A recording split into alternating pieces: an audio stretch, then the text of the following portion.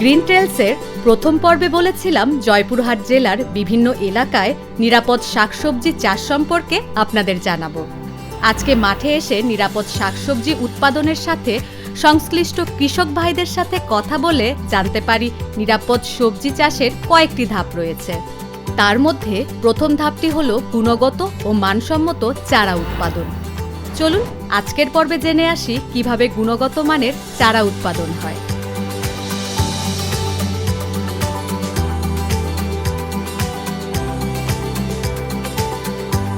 আসলে ইয়াসিন ভাই, আমি এসেছি ঢাকা থেকে যে আপনি কিভাবে নিরাপদ সবজির জন্য গুণগত চারা তৈরি করেন সেই প্রক্রিয়াটা দেখার জন্য। ঠিক আছে, আসুন। সবগুলো আপনারা নিজে বানাইছেন? হ্যাঁ হ্যাঁ। বাহ, অনেক ধরনের সবজির চারা। হ্যাঁ। ওয়াও, বাহ, এখানে অনেক টাইপের চারা। আর এত এত চারা কিভাবে আপনারা এগুলো তৈরি করেন? আপু, আমরা এগুলো আরএমটিপি প্রকল্পের আওতায় জাকস ফাউন্ডেশনের সহযোগিতায় কোকোডাসের মাধ্যমে উৎপাদন করি। আর কত ধরনের সবজি আছে এখানে? এখানে মোটামুটি 16 ধরনের সবজির চারা আছে। বাহ, আর এই যে আপনি কিছুক্ষণ আগে বললেন কোকোডাসটা আসলে কি, কোন প্রক্রিয়াতে এটা করেন? কোকোডাসটা মূলত হচ্ছে নারিকেলের সোবরা থেকে তৈরি, নারিকেলের গুঁড়া মূলত। এটাকে আমরা বিভিন্ন প্রসেসের মাধ্যমে চারা উপযোগী করে এটা চারাতে ব্যবহার করি। আচ্ছা, দেখা যাবে? হ্যাঁ, মানে এগুলো সব নারিকেলের সোবরা, নারিকেলের গুঁড়া। ওকে, বাহ, এটাতে করলে কি হয়? এটাতে করলে মূলত আমরা মাটিতে যখন চারাটা করি বিভিন্ন রকমের ব্যাকটেরিয়া বা ভাইরাসের অ্যাটাক হয়, এবং এখানে করলে এটা হচ্ছে একটা সেপারেট জায়গার মধ্যে থাকতেছে। এবং এখানে দেখেন আমরা তুলতেছি শিকড় সহ আমাদের পুরোপুরি চারা উঠতেছে। ও আচ্ছা, এখানে আমাদের চারাটা কোনো আঘাতপ্রাপ্ত হচ্ছে না। ফলে এটা যখন আমরা মাটিতে রোপণ করব, মাটিতে রোপণ করার সাথে সাথে এটা হচ্ছে বর্ধনশীল অবস্থায় চলে আসবে এবং এটার মর্টালিটি হার অনেক কম।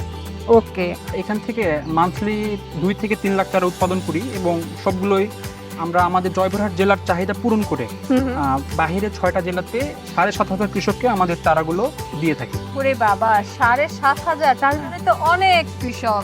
চারা সম্পর্কে তো জানলাম, এবার আরেকটা জিনিস সম্পর্কে জানতে চাই। এটা তো গ্রিন হাউস না আপু, এটা হচ্ছে আমাদের পলিশড হাউস।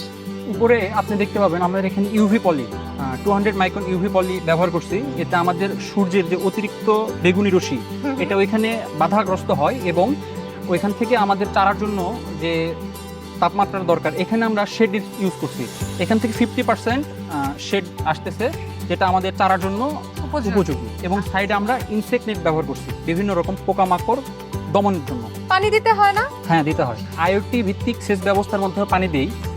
এটার মাধ্যমে আমি দেশের যে কোনো জায়গা থেকে বসে থেকে আমার স্মার্টফোনের মাধ্যমে এটা চালু করতে পারি যে কোনো সময়। ও আচ্ছা, আমাদের দেশের কৃষকরাও এখন অনেক স্মার্ট হয়ে গেছে।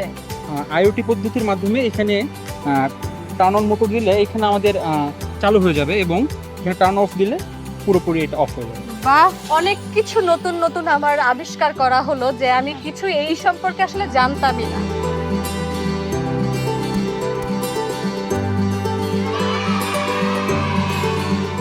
আজকে আমি শিখলাম অনেক কিছু। তার মধ্যে যেটা শিখেছি সেটা হচ্ছে কিভাবে নিরাপদ সবজির জন্য গুণগত চারা তৈরি হয়, এবং গুণগত চারা তৈরিতে যে জিনিসটা প্রয়োজন হয় সেটা হচ্ছে কোকোপিট এবং জৈব সার।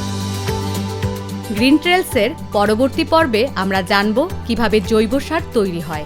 আমাদের সাথেই থাকুন। Green Trails, a story of farm to fork.